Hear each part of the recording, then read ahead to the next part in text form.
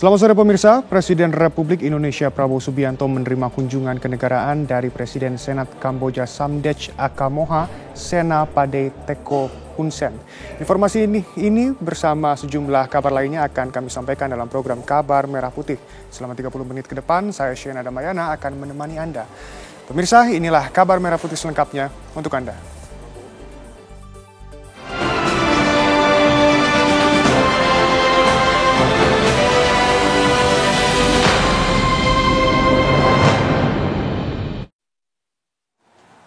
Presiden Republik Indonesia Prabowo Subianto menerima kunjungan kenegaraan dari Presiden Senat Kamboja Samdech Akamoha Sena Pade Teko Hun Sen di Istana Merdeka Jakarta.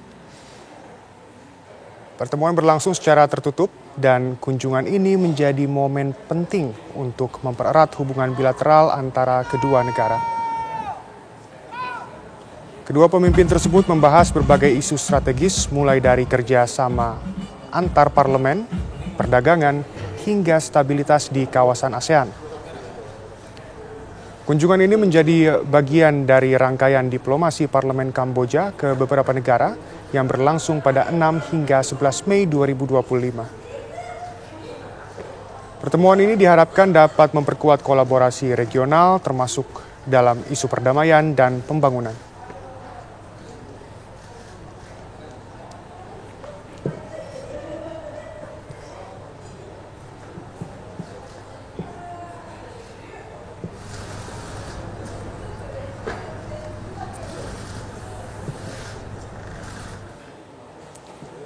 Presiden Prabowo Subianto menyampaikan ucapan selamat kepada Anthony Albanese atas kemenangan pemilu Australia. Sebelumnya, Perdana Menteri Pertahanan Anthony Albanese mengklaim kemenangan dalam pemilu Australia yang digelar pada hari Sabtu.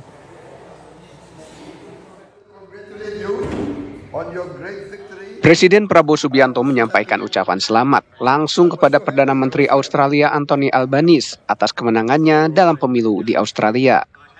Ucapan itu disampaikan melalui sambungan telepon pada hari Minggu kemarin. Dalam percakapan di sambungan telepon, Albanese menanggapi dengan ucapan terima kasih yang hangat kepada Prabowo. I like to congratulate you on your great victory. I was so happy. Thank you, my friend. I was so happy. So, My friend, I have a request for you, yes, go ahead. and I want you to say yes. Go ahead. Which is, I want Indonesia to be my first visit. Great honor. Message. Great honor.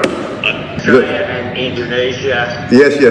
is an unbreakable bond. Right. So, okay, we'll fix a date with your people.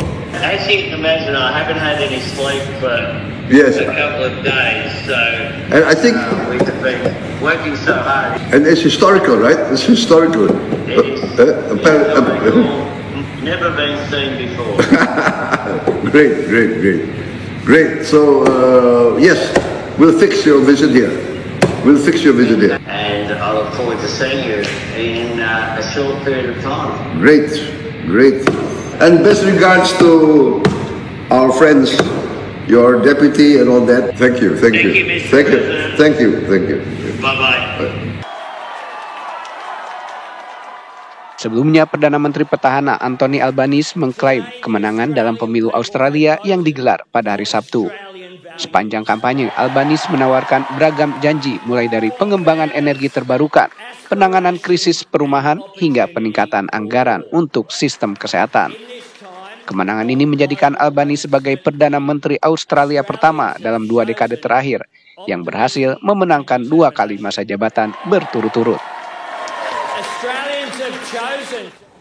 Wakil Presiden Gibran Rakabuming Raka menyatakan pemerintah akan memasukkan kurikulum tentang Artificial Intelligence atau AI atau kecerdasan buatan pada tahun ajaran baru 2025-2026. Hal ini diungkapkan Wapres Gibran saat mengunjungi acara di Binus University, Jakarta Barat. Menurut Gibran, Artificial Intelligence relevan untuk menghadapi tantangan zaman. Gibran juga berpesan kepada generasi muda untuk menguasai teknologi baru.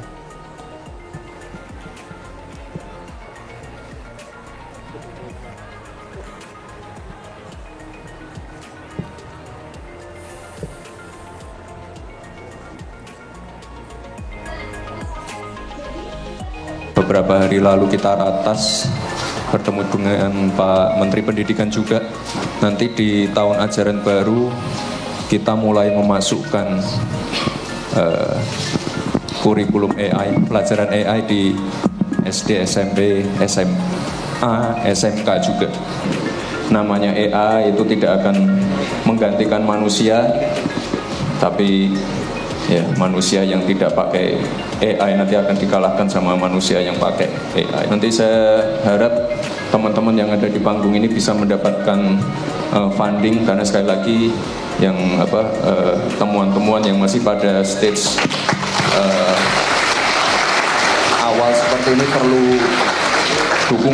dukungan dari sekolah, dukungan dari pemerintah. Pemirsa, Kabar Merah Putih akan kembali sesaat lagi. Tetap bersama kami. Pemirsa, stok beras di gudang Bulog mencapai 3,5 juta ton dalam periode Januari hingga Mei 2025.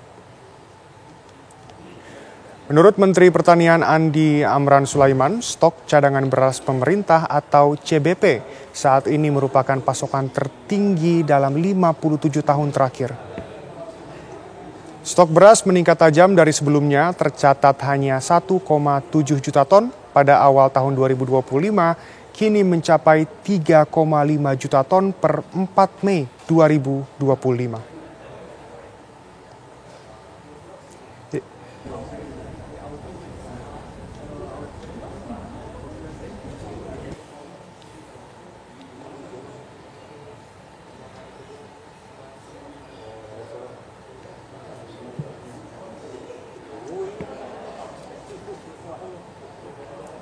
Menteri Kebudayaan Fadlizon resmi meluncurkan program Dana Indonesiana pada Kamis pagi di Gedung Kementerian Kebudayaan. Program Dana Indonesiana merupakan hasil kolaborasi dari Kementerian Kebudayaan dan Lembaga Pengelola Dana Pendidikan atau LPDP. Program ini dibuka dengan satu skema baru yang lebih inklusif agar lebih banyak lagi penerima manfaat, terutama dari kalangan perorangan, komunitas, dan organisasi. Dana Indonesiana adalah dana abadi yang dikhususkan untuk mendukung pegiat seni budaya Indonesia. Pihak dari Kementerian Kebudayaan akan mengawasi penggunaan dana ini semaksimal mungkin.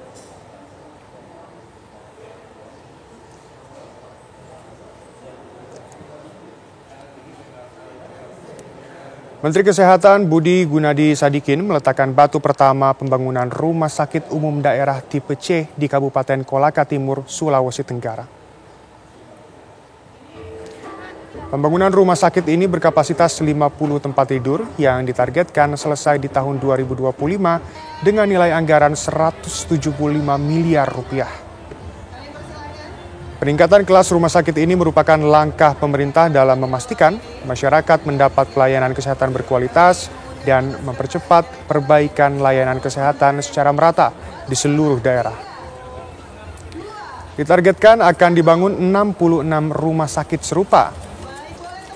Saat ini telah terrealisasi 14 rumah sakit.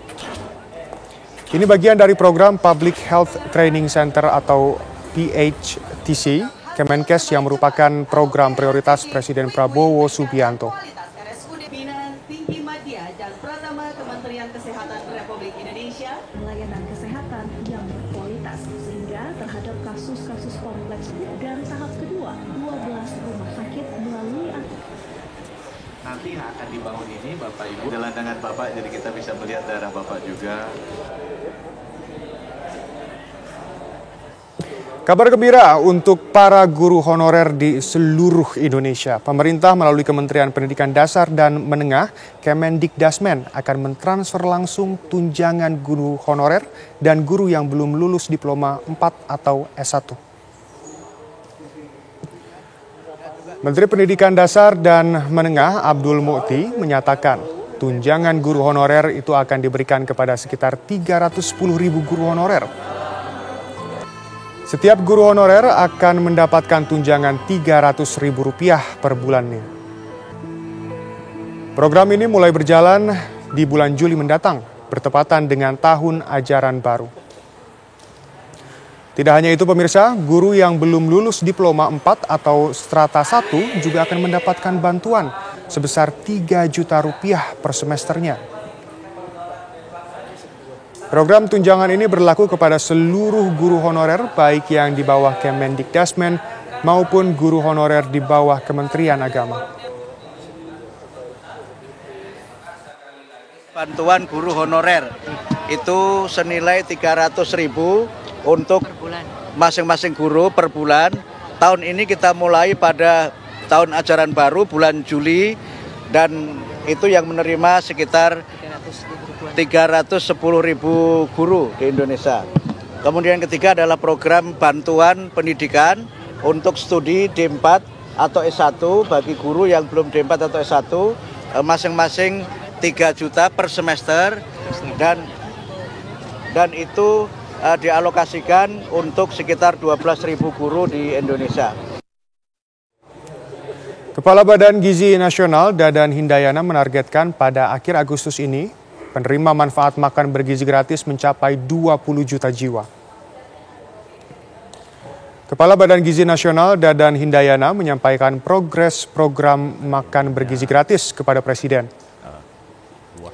Saat ini sudah ada ribuan tenaga telah dididik untuk siap bekerja di Satuan Pelayanan Pemenuhan Gizi atau SPPG. Menurut Dadan, kunci sukses program makan bergizi gratis adalah anggaran, sumber daya manusia, dan infrastruktur. Badan Gizi Nasional menargetkan hingga akhir Agustus tahun ini sudah 20 juta jiwa merasakan manfaat makan bergizi gratis. Hari yang lalu Pak Presiden telepon terkait dengan kemudian nanti setelah pendidikan SPPI batch 3 selesai, peningkatan pelayanan akan lebih cepat karena SDM-nya sudah siap dan kami targetkan di akhir Agustus sudah bisa melayani lebih dari 20 juta. Target kita adalah zero accident atau tidak ada kejadian keracunan di lapangan. Pemirsa, Kabar Merah Putih akan kembali sesaat lagi. Tetap bersama kami. Pemirsa, Kementerian Sosial menyalurkan bantuan sosial kepada ratusan warga Kabupaten Pati, Jawa Tengah. Sasaran bansos tersebut untuk berbagai klaster, mulai dari klaster disabilitas, anak, lansia, hingga kelompok rentan lainnya. Yang anak mana? Kementerian Sosial memberikan bantuan kepada warga Kabupaten Pati, Jawa Tengah yang masuk dalam kategori miskin, tidak mampu, dan rentan secara sosial. Jenis bantuan yang disalurkan meliputi bantuan tunai, paket pangan, hingga subsidi layanan kesehatan dan pendidikan. Di Kabupaten Pati, total bantuan sosial mencapai 619 juta. Bantuan itu kini mulai dibagikan di beberapa kecamatan. Salah satunya di Kecamatan Wedari Jaksa, yang penyerahannya dilakukan di Balai Desa Sukoharjo. Bantuan sosial dari Kementerian Sosial RI tersebut diserahkan oleh Kepala Sentra Margolaras Kementerian Sosial dan Bupati Pati.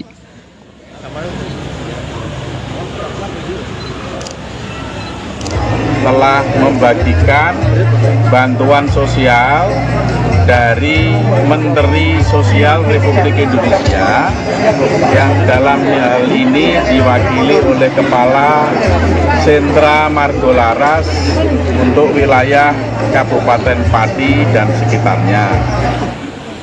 Bansos ditujukan bagi kelompok masyarakat kurang mampu yang terdaftar dalam Data Terpadu Kesejahteraan Sosial atau DTKS. Dari Pati, Jawa Tengah, Abdul Rohim, TV One mengabarkan.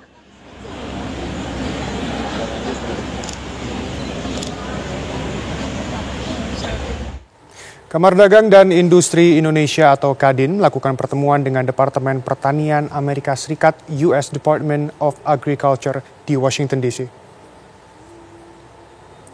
Pertemuan antara Kadin Indonesia dengan Departemen Pertanian Amerika Serikat membahas peluang kerjasama di sektor pertanian termasuk impor kedelai, kapas, dan produk susu yang sangat dibutuhkan oleh industri dan UMKM di Indonesia.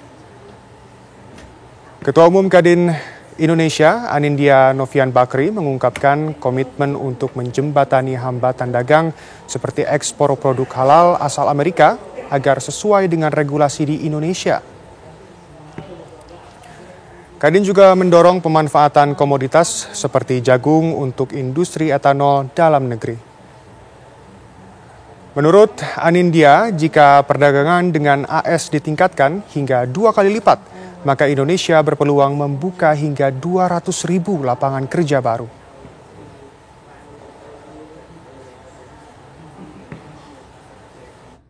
Kadin di sini bertemu dengan USDA. Jadi US Department of Agriculture. Jadi ini Kementerian Pertanian. Nah, ini sangat menarik sekali karena kan tadi kita juga banyak bicara bagaimana kita ingin sekali bekerja sama untuk komoditas pertaniannya. Contohnya kedelai, kapas, lalu juga susu atau dairy. Menteri Sosial Saifullah Yusuf meninjau kesiapan gedung dan asrama dalam rangka persiapan tempat sekolah rakyat bagi keluarga miskin dan keluarga miskin ekstrim di Sentra Terpadu Kartini Temanggung, Jawa Tengah. Mensos menyebut gedung dan asrama sekolah rakyat itu 100% siap untuk digunakan. Di lokasi ini tersedia 6 ruang kelas, 2 ruang guru, 1 ruang perpustakaan, serta 3 ruang yang masing-masing digunakan untuk laboratorium kimia, IPA, ruang komputer, klinik, dan musola. Selain itu juga telah disiapkan asrama dengan 24 kamar tidur yang dapat menampung 50 anak. Asramanya mana sebelah sana? Asrama saya kalau paling jauh asrama. Tidak tahu ya situasinya. Nanti kita mudah-mudahan. Maka ikut penyelenggaraannya nanti itu benar-benar sesuai dengan harapan Presiden. Maka saya kesini kita mulai untuk berdialog dengan calon orang tua siswa dan juga tentu ketemu dengan calon-calon siswa. Kita mulai lihat satu persatu karena terus terang kita harus memastikan bahwa yang sekolah di sini adalah mereka yang berada di desil 1. Mereka yang memang kalau dalam bahasa statistik mohon maaf sekali miskin ekstrim. Dan pemirsa, kabar tersebut sekaligus menutup jumpa kita hari ini. Esok Kabar Merah Putih akan kembali di waktu yang sama. Jangan beranjak dulu pemirsa, karena sesaat lagi Anda dapat menyaksikan program baru yaitu Kabar Utama Kriminal bersama Ninda Febiola. Saya Shana Damayana, mewakili seluruh kru yang bertugas mengucapkan terima kasih dan sampai jumpa.